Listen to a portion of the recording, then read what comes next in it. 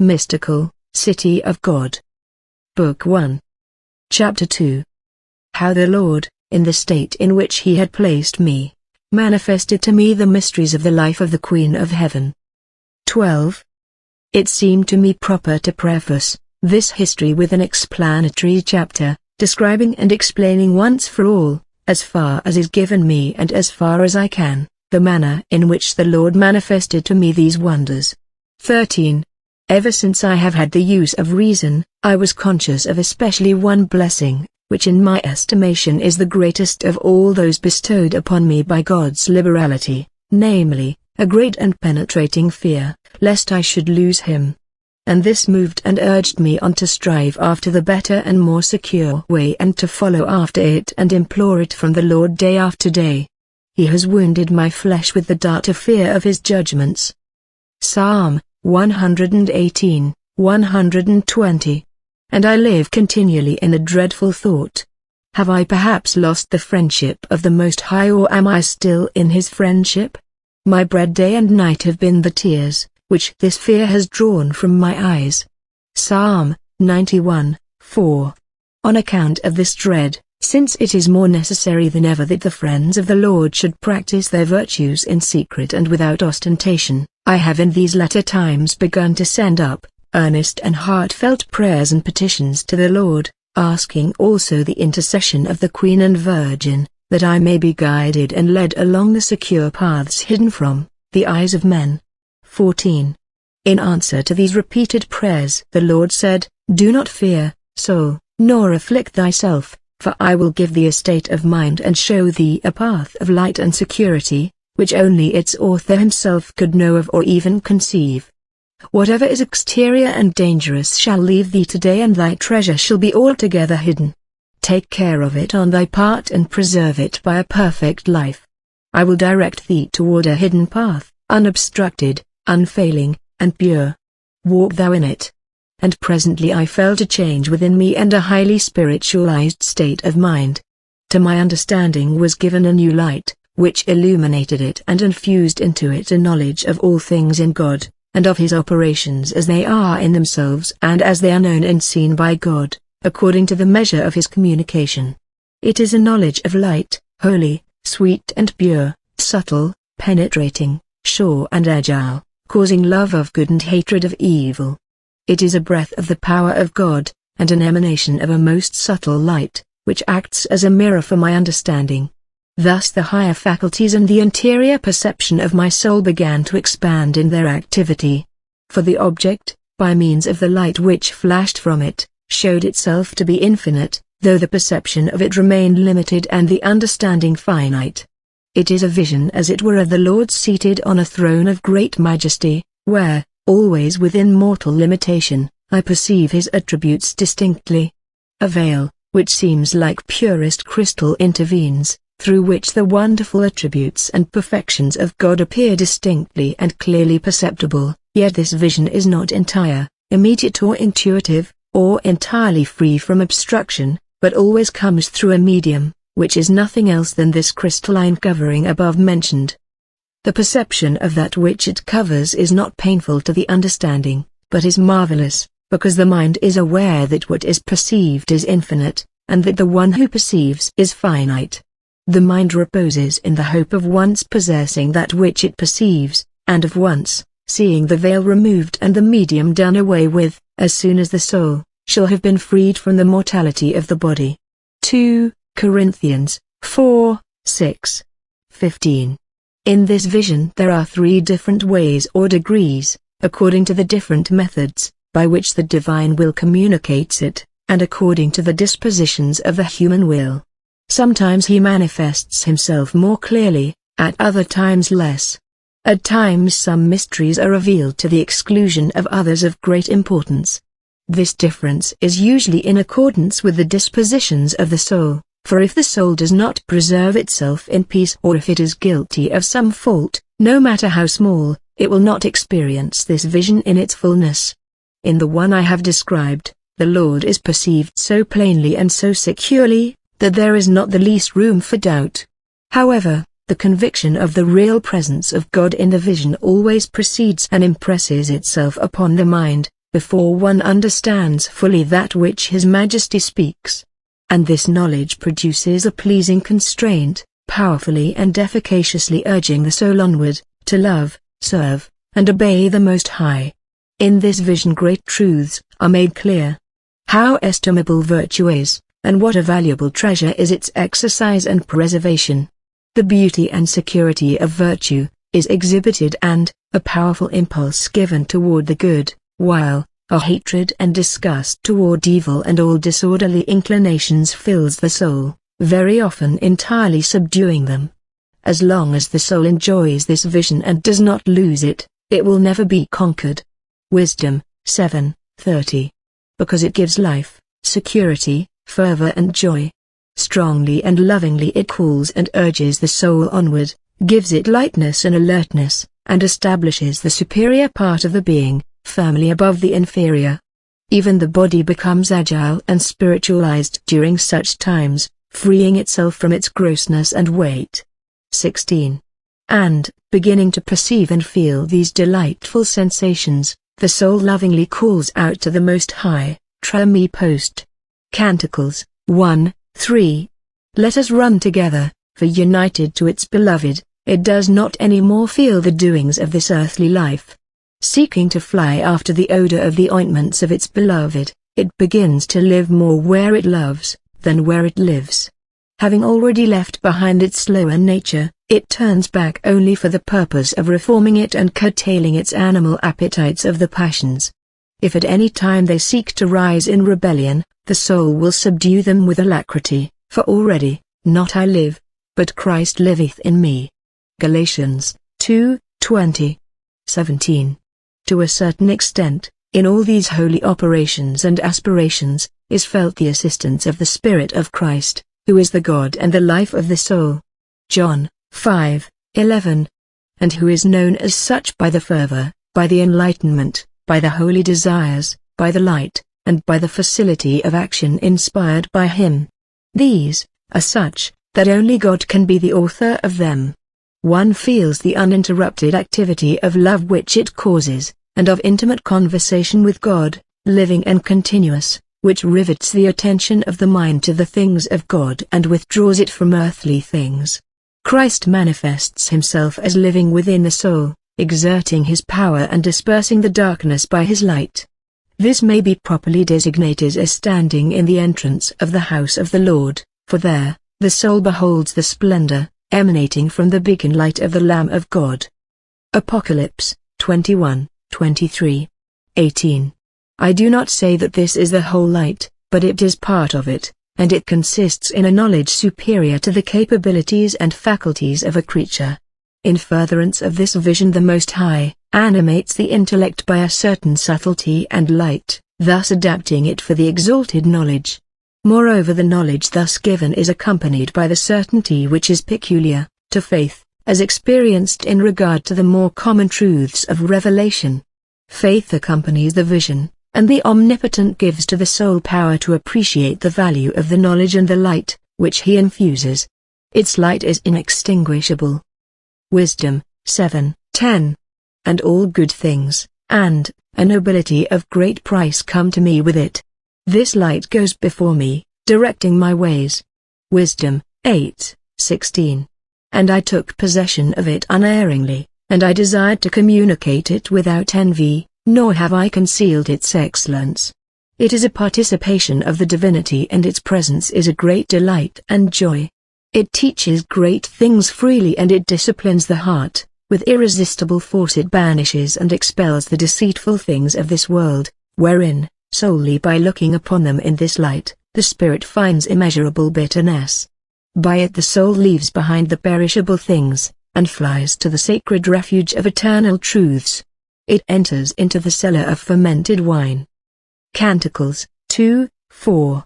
Where the Most High orders in me most holy charity, and by it He urges me to be patient and without envy. 1 Corinthians 13:4. To be kind, without offense, to be free from pride and ambition or anger, thinking ill of nobody and suffering, and tolerating all things. Its voice is ever within me. Proverbs 8:1. and secretly warns me powerfully to do what is most holy and most pure, teaching me in all things, and if I fall short in the slightest degree, it reprehends me without ever passing over the smallest point. 19.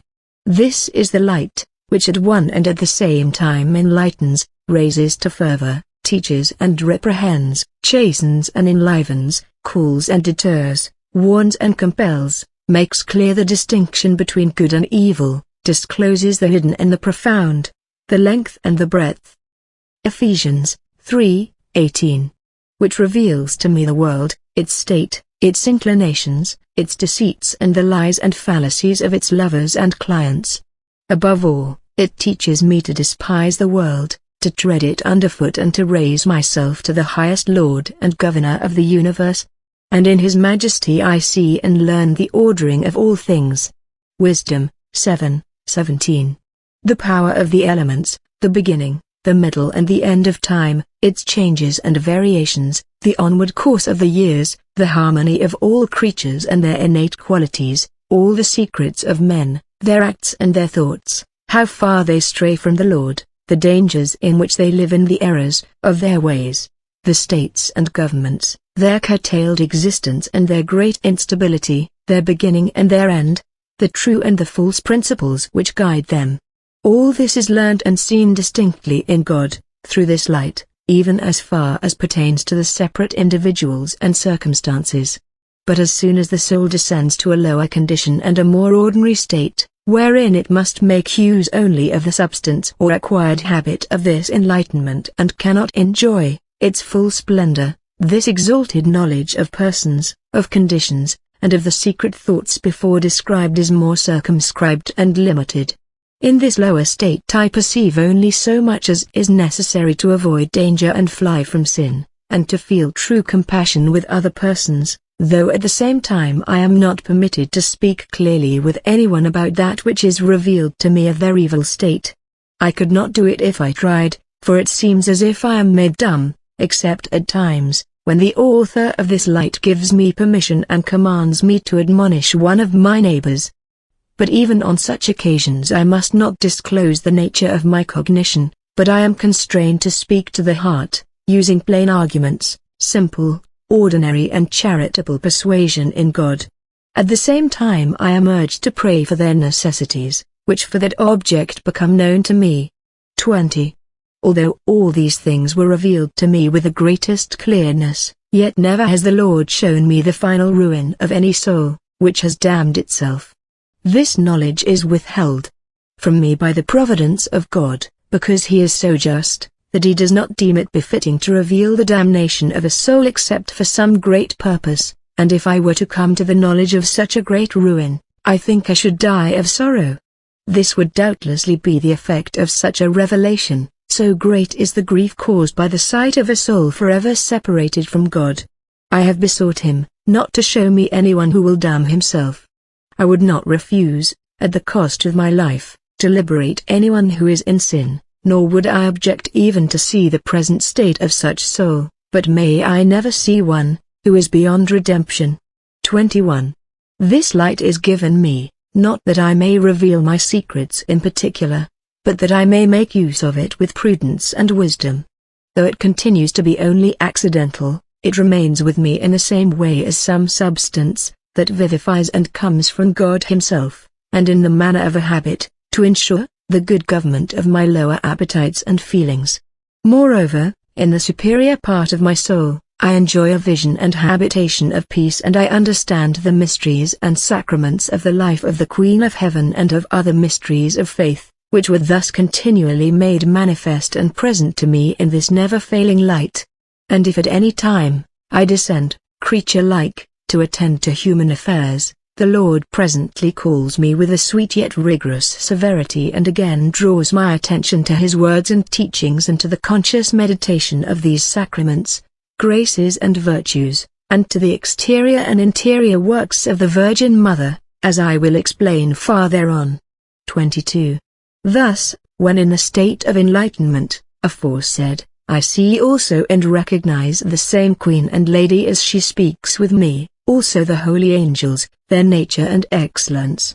Sometimes I see and recognize them in the Lord, at other times I see them in themselves, but with this difference that in seeing them in themselves, I descend to a lower grade of knowledge. I perceive also this difference, which results from the object and from the kind of knowledge. In this lower degree of vision, I see, speak, and listen to the holy princes. They converse with me and explain many of the mysteries, which the Lord has shown me. The Queen of Heaven likewise manifests and propounds to me the mysteries of her most holy life, and of its admirable events. With great clearness I recognize each one of these holy persons, feeling the divine effects, which each one excites in the soul. 23. But when I see these same persons in the Lord, I perceive them as through a mirror, placed freely by His Majesty, in which He shows to me the saints according to His pleasure, with great clearness and producing most exalted effects in my soul. For this admirable light, the Lord Himself becomes known, as also the saints and their excellent virtues and wonderful works, likewise the manner in which they exercised these virtues by the help of the graces that made them capable of all this. Philippians 4:13. In this state of knowledge the creature is more abundantly and completely fined, with a joy that still further increases the power and satisfaction of the soul, and poises it, as if on its center of gravity. For, the more intellectual and the less corporeal, or imaginary the light, so much the more powerful and exalted are the effects, and so much the more substantial and certain is the knowledge attained. Yet also here there is a difference, for the vision or knowledge of God Himself, of His attributes and His perfections is superior and its effects are most sweet and affable, while the vision and knowledge of the creatures, even in the Lord, is of an inferior order. This inferiority, it seems to me, arises in part from the soul itself, since its own vision is so limited, that it cannot attend to or perceive God so well, when seeing Him conjointly with creatures, as when seeing Him by Himself and without them. Also this vision of God by Himself is accompanied by a greater plenitude of joy than the vision of creatures in God. So delicate is this cognition of the divinity, that to attend to any other thing in conjunction with it, impairs to a certain extent its clearness, at least so long as we shall be in our mortal state. 24. In the inferior state, which I have mentioned, I see the Most Holy Virgin and the angels in themselves and their mode of teaching me, speaking to me, and enlightening me. I understand this to be similar to the mode in which the angels themselves enlighten, communicate and speak with each other, when the superior orders enlighten the inferior. The Lord is the first cause of this light, but the Queen who has received it in its highest plenitude, communicates it as through a channel to the superior part of my soul, so that I begin to know her excellence, her prerogatives and mysteries in the same manner as an inferior angel perceives that, which is communicated to him by the superior spirits. I recognize her also by the doctrine which she teaches, by the efficacy peculiar to it, and by other qualities, which are felt and tasted and which indicate the purity, elevation and certainty of these visions. There, nothing impure, or obscure, or false, or suspected is met with, and nothing that is holy, pure and true is withheld from view. The same happens to me in its proper proportion, when conversing with the holy angels, for the Lord Himself has often informed me, that they enlighten and communicate with me in the same manner as they converse with each other. Often it happens that the enlightenments pass through all these channels and conduits in succession. The Lord gives the intelligence or light, the Most Holy Virgin reveals it to me and the angels express it to me in words. At other times, and this is the most ordinary mode, the Lord communicates and teaches me His holy doctrine, sometimes the Most Holy Queen, and sometimes the holy angels. It also happens, that I receive only the understanding of things, and then I am left to find for myself the terms, which befit, that which I hold in the intelligence. In finding these terms I may err, if the Lord allows, for I am only an ignorant woman and I must rely on what I have heard. If any difficulties arise in the explanation of my visions, I take counsel with my master and spiritual guide, especially in more difficult and arduous matters. 25. In this condition and state I very seldom see corporeal visions, but imaginary visions I see sometimes. These are of a much lower grade than the exalted, more spiritual, or intellectual vision, of which I have until now spoken. But this I can assert with confidence, in all the spiritual enlightenments, which I receive, great and small, lower or higher, whether they come from the Lord, the most blessed Virgin, or the holy angels, in all of them I obtain most abundant light and help of salvation, enabling me to see and know the truth and the possibility of greater perfection and sanctity.